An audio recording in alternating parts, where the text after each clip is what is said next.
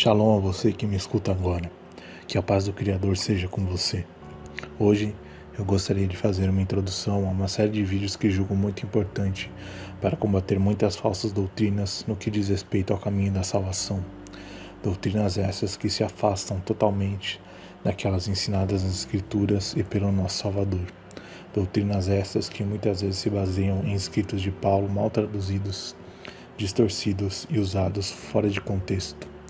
E muitos colocam as palavras de Paulo acima das palavras que veio nos ensinar o nosso mestre Yahushua. Nessa série de vídeos, pretendo tratar de assuntos muito importantes. Embora eu já tenha um vídeo falando sobre lei e graça aqui no canal, que recomendo muito que assista, agora quero pegar cada versículo que usam para pregoar esse evangelho de anomia e analisar com vocês. Quero confrontar o que a Bíblia nos ensina com as doutrinas religiosas ensinadas no dia de hoje. Quero falar sobre essa ideia de que é só aceitar Jesus que você é salvo. Quero refutar essa ideia de que Deus é só amor e só quer o seu coração.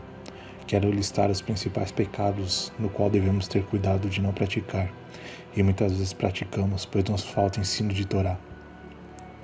Quero tirar de sua mente essa ideia de que o Velho Testamento é só velho e agora é só graça, graça, graça e mais graça.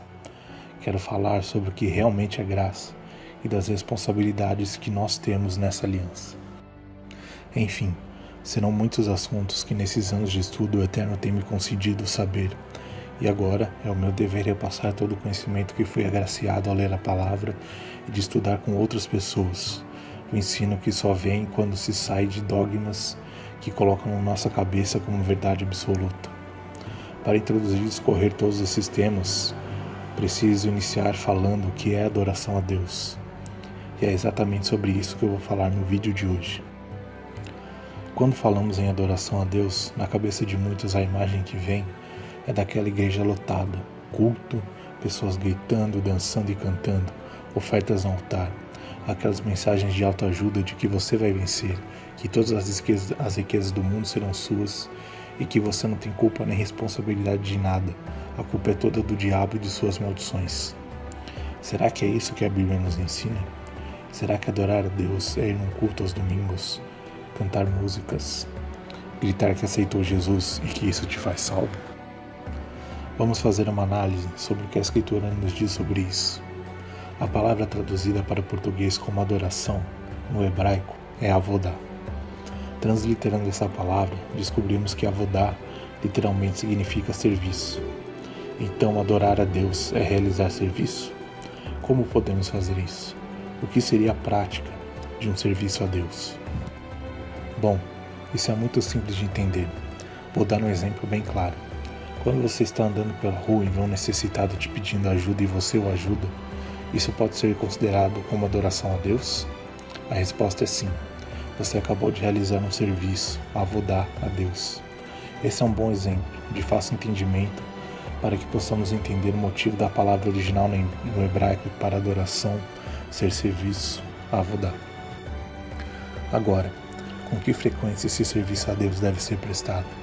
Será que um culto, uma, duas ou até 3 vezes na semana é suficiente? Bom, se você acha que está adorando a Deus indo em um culto toda semana, então te ensinaram errado. Um servo de Deus deve adorar a Deus todos os dias, prestando serviço diário e constante a Ele. Mas, como podemos aplicar esse conceito na nossa vida diária? Essa resposta é muito simples. No exemplo que eu dei de amparar o necessitado, podemos concluir que isso é um mandamento? Sim, é. Então, para praticarmos esse serviço de adoração a Deus, basta que cumpramos a Torá todos os dias.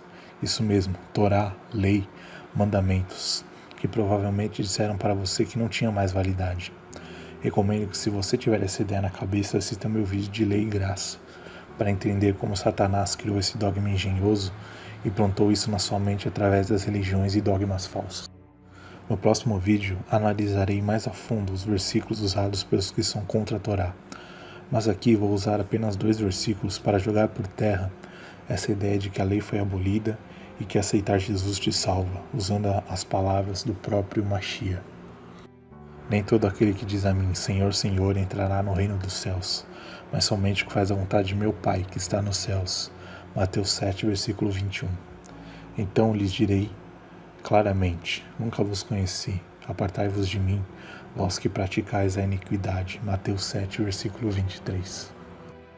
Aqui temos dois ensinamentos muito importantes. Você consegue identificar quais são eles? O primeiro seria: nem todo aquele que diz a mim, Senhor, Senhor, entrará no reino dos céus. Aqui claramente o Messias diz que não adianta somente reconhecer a Ele, aceitar Ele como Salvador para ser salvo. Isso já joga por terra essa doutrina satânica de que aceitando a Jesus eu estou salvo. Segundo as próprias palavras dele. Em seguida, ele ainda complementa: mas somente o que faz a vontade do meu Pai que está nos céus. Então eu te pergunto, onde podemos encontrar a vontade do Pai? Como podemos aprendê-la? É aqui que percebemos o segundo ensinamento importante, pois a vontade do Pai nos é ensinada através dos primeiros 5 livros da Bíblia, ou seja, a Torá, também chamada de Pentateuco, que os satanistas hereges do tempo da graça insistem em dizer que Cristo aboliu. O que eles não falam é que o próprio disse que quem não cumpre Torá não vai ser salvo. E ele ainda ressalta isso no versículo seguinte, como podemos ver. Então lhes direi claramente: nunca vos conheci, apartai-vos de mim, vós que praticais a iniquidade. Aqui a palavra iniquidade está mal traduzida. Nos escritos em grego, a palavra que foi traduzida como iniquidade é anomia, ou seja, falta de lei. Ou seja, aqueles que desprezam os mandamentos e a Torá. A tradução correta seria: vós que praticai a anomia, ou que ignoram os mandamentos e os preceitos de Deus. Agora que usando a Bíblia refutamos essas duas mentiras de que Cristo anulou a lei e que aceitei Jesus estou salvo, vamos falar de como podemos servir a Deus diariamente. Vou exemplificar para ficar o mais simples possível para que seja de fácil entendimento. Quando você acorda, você ora e agradece a Deus? Se sim, você já começou seu dia adorando a Deus. Você agradece depois que fez uma refeição? Se sim, você está servindo a Deus. Você respeita e obedece seus pais? Se sim, você está servindo a Deus. Todo mês separa uma parte de seu salário para fazer uma doação a quem precisa? Se sim, você está servindo a Deus. Você obedece seu chefe? Paga tudo o que é justo e devido aos seus funcionários? É fiel à sua esposa?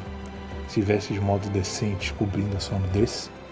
Enfim, vocês entenderam a ideia. Existem muitos exemplos que eu poderia dar para praticarmos na nossa vida diariamente. Segundo o que a Bíblia nos ensina, isso é cultuar a Deus, prestar um serviço diário, aplicar seus mandamentos diariamente na sua vida. Mas ninguém ensina isso. E sabe por quê? Porque isso te torna a igreja de Deus e não mais um templo de pedra. Você já notou que todos os mandamentos de Deus são coisas que devemos e não devemos fazer? Ou seja, envolvem ações nossas nesse mundo, justamente porque nós somos a igreja. As pessoas são um tabernáculo móvel em que Deus habita e se manifesta, do mesmo modo como ele fazia entre os israelitas no deserto. Dito isso, gostaria de te convidar a uma reflexão sincera de você consigo mesmo. Você pode se considerar realmente um adorador e servo de Deus? No domingo você vai ao culto, sabe cantar todas as músicas da igreja, já decorou todas as pregações de vitória e de autoajuda. Mas e quando você não está na igreja? E sobre os outros 6 dias da semana? Como é a sua vida? Você obedece seus pais? Você é justo com seus funcionários? Como você se veste? Fica colocando foto mostrando decote e empinando a bunda nas redes sociais? Fica praticando sexo antes do casamento? Vai pra balada? Fica falando palavrão? Na sua casa está cheio de imagem de santo? Fica rezando e se prostrando diante delas? Quando tem oportunidade, cola em uma prova? Se para alguma dessas perguntas a resposta for sim, então você não é um adorador, você é um hipócrita. É muito fácil ir uma vez na semana, cantar um monte de louvor barato, pagar dízimo, pagar de santo e dedicar 1 ou 2 horas do seu domingo e falar que é de Deus. Uma coisa eu te digo, quanto mais o tempo passa, mais fácil é discernir com os próprios olhos quem realmente é um adorador e cidadão do mundo vindouro de quem não é, de quem pratica a verdadeira doutrina bíblica, de quem ensina e pratica ensinamentos humanos que violam os ensinamentos do Mestre e de Deus. Pois pelos seus frutos vos conhecereis. Declarou Jesus a ela: mulher, podes crer-me, Está próxima a hora quando nem neste monte, nem em Jerusalém adorareis o Pai.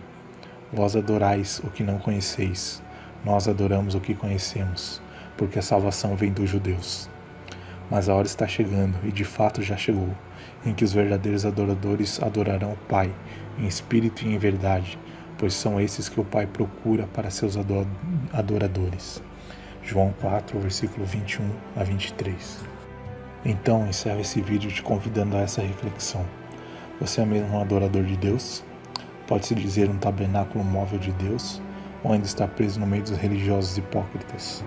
O quanto suas atitudes têm refletido seu amor e a sua obediência a Deus?